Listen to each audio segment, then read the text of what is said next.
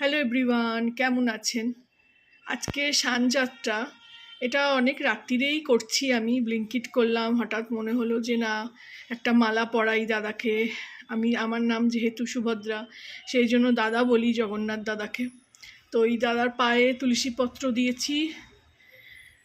এটা তো উনি করালেন বলে করতে পারলাম আসলেই।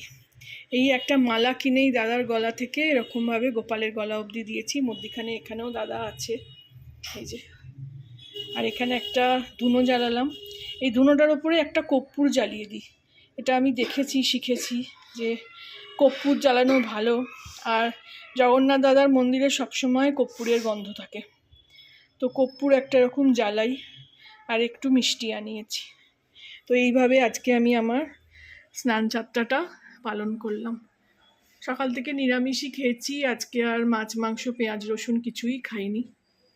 চেষ্টা করি যতটা করতে পারি বিদেশ বিভূতিতে। কলকাতা হলে এগুলো তো কোনো ব্যাপারই ছিল না আমার কাছে, ছুটে গিয়ে সঙ্গে সঙ্গে ফুল মালা, জুঁই ফুলের মালা নিয়ে আসতাম। কিন্তু এখানে যা ব্লিঙ্কিটে পেলাম তাই দাদাকে চড়ালাম। আর এখানে একটু প্রদীপ জ্বালিয়ে দিয়েছি। আপনাদেরকেও আমার ঘরের জগন্নাথ দাদার মন্দির মূর্তিকে আপনাদের সঙ্গেও শেয়ার করলাম।